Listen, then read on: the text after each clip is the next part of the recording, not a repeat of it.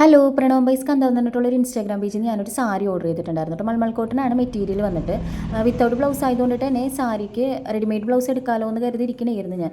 അപ്പോൾ സമയമുണ്ടല്ലോ, നമുക്ക് റെഡിമെയ്ഡ് ബ്ലൗസ് അല്ലേ തയ്ച്ചെടുക്കാനുള്ള നേരമൊന്നും വേണ്ട, നമുക്ക് കടയിൽ പോകുക, വാങ്ങിക്കുക, പോരുക എന്നുള്ള ഇതിൽ നിൽക്കണമായിരുന്നു.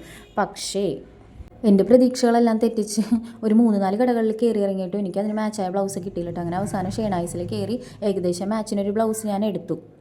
സാരിയുടെ ബ്ലൗസിൻ്റെയൊക്കെ വീഡിയോ ഞാൻ മറ്റൊരു വീഡിയോയിൽ ഷെയർ ചെയ്യാമേ. അവിടെ നമ്മൾ നേരെ പോകുന്ന കുഞ്ഞാറ്റൻ്റെ ട്യൂഷൻ ക്ലാസ്സിൽ നിന്ന് വിളിച്ച് നേരെ പനയപ്പള്ളിയിലേക്കാണ് കേട്ടോ പോയത്. പനയപ്പള്ളിയിൽ അനിയത്തിയും കുഞ്ഞും ഉള്ളത് കൊണ്ടിട്ട് നമ്മൾ കുറച്ച് നേരം അവിടെ വർത്താനമൊക്കെ പറഞ്ഞിരുന്നിട്ട് കുഞ്ഞിനെയൊക്കെ കളിപ്പിച്ചിട്ട് പിള്ളേരെ പനയപ്പള്ളിയിലാക്കി നമ്മൾ രണ്ടുപേരും കൂടിയാണ് കുരിശിൻ്റെ ഇടയിലേക്ക് പോയത്. കുരിശിൻ്റെ ഇടയിൽ പെരുന്നാളായതുകൊണ്ടിട്ട് നല്ല തിരക്കുണ്ടായിരുന്നു കേട്ടോ. പറ്റുന്ന എല്ലാ വെള്ളിയാഴ്ചകളിലും നമ്മൾ കുരിശിൻ്റെ ഇടയിൽ പോകാറുള്ളതാണ് കേട്ടോ. അങ്ങനെ ഇന്നും പോയി. പക്ഷേ ഒരു പ്രത്യേക ഭംഗിയായിരുന്നു കേട്ടോ പള്ളിയുടെ അകവും പുറമൊക്കെ കാണാൻ വേണ്ടിയിട്ട്. നമ്മുടെ മനസ്സിലെ സങ്കടങ്ങളും സന്തോഷങ്ങളും ഒക്കെ അവിടെ സമർപ്പിച്ച് കഴിയുമ്പോഴത്തേനും മനസ്സിന് വല്ലാത്തൊരു ആശ്വാസമാണ്. അവിടെ നമ്മൾ തിരിച്ച് വീട്ടിലേക്ക് പോകുന്നു. എല്ലാവരും കൂടി ഒരുമിച്ചിരുന്ന് ഊണൊക്കെ കഴിച്ചു കേട്ടോ.